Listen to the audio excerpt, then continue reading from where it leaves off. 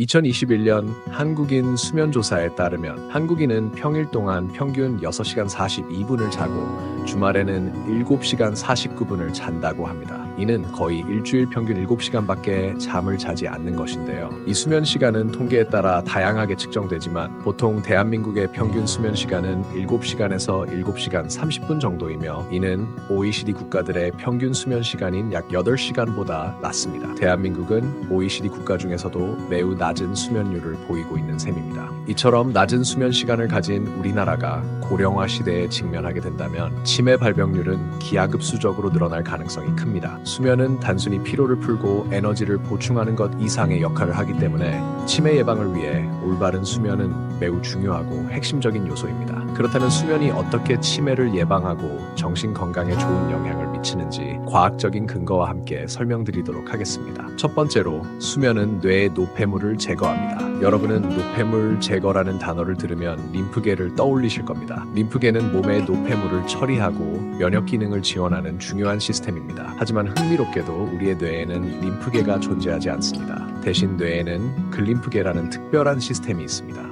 글림프계는 2012년 메이켄 네르가르드 교수에 의해 처음 발견되었습니다. 우리가 잠을 잘 때 뇌세포들은 수축하게 됩니다. 수축되면 세포와 세포 사이의 공간이 넓어지게 되고 이 넓어진 통로를 통해 뇌척수액이 흐르게 됩니다. 이때 뇌척수액이 자유롭게 흐르면서 노폐물을 효과적으로 제거합니다. 뇌세포 사이의 공간을 확장시키는 것이 바로 글림프계입니다. 수면이 깊을수록 글림프계의 활동은 더욱 활발해진다고 합니다. 한 연구에 따르면 수면 중 글림프계는 깨어있을 때보다 10배 더 활발하게 활동하며 노폐물들을 더욱 많이 제거한다고 합니다. 이는 마치 우리가 깨어있는 동안 쌓인 모든 쓰레기를 청소하는 것과 같습니다. 이 연구는 수면 부족이 이러한 노폐물 축적을 가속화하여 치매의 위험을 높일 수 있음을 시사합니다. 그렇다면 글림프계가 제거하는 노폐물은 도대체 어떤 것일까요?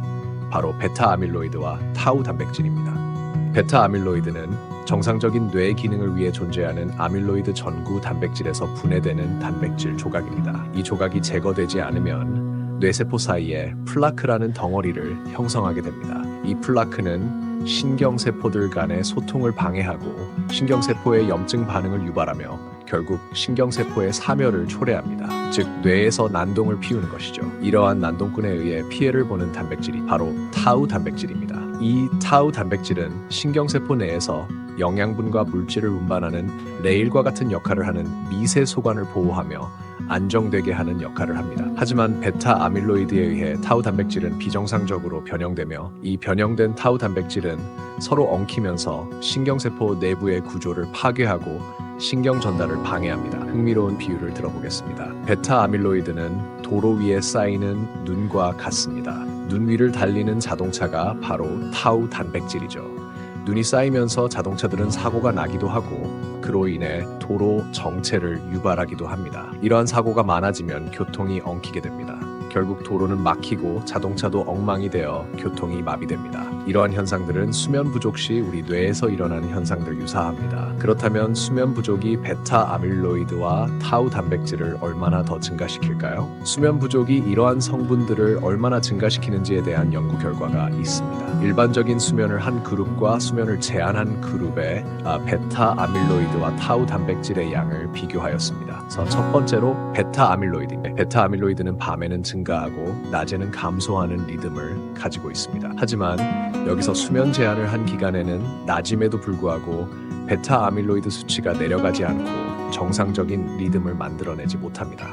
뇌의 다양한 영역에서 베타 아밀로이드 수치를 측정한 결과 수면을 제한한 그룹에서는 상당한 차이가 나타났습니다. 실제 뇌 조직 슬라이드를 통해 베타 아밀로이드의 플라크 형성을 시각적으로도 확인할 수 있습니다. 오른쪽이 수면을 제한한 그룹인데 확실한 차이가 납니다. 두 번째로 타우 단백질입니다. 이 그래프에서 검정색 점들이 정상 그룹이며 빨간색 점들이 수면 제한 그룹입니다. 이 농도 변화는 유의미한 결과이며 수면 부족과 밀접한 관련이 있음을 보여줍니다. 청색 반점과 해마의 영역에서 타우 단백질을 관찰한 결과 수면 제한 그룹에서 확실한 농도 차이가 나타났습니다. 이 연구의 결과로 수면 박탈은 베타 아밀로이드의 농도를 약 25에서 30% 증가시켜 축적을 가속화시키며 타우 단백질 집합체의 확산을 촉진합니다. 이는 수면 부족이 타우 병리의 진행을 가속화할 수 있음을 시사합니다. 오늘 살펴본 것처럼 수면은 단순한 휴식 이상의 의미를 가지고 있습니다. 수면 중 뇌의 글림프계가 활성화되어 베타 아밀로이드와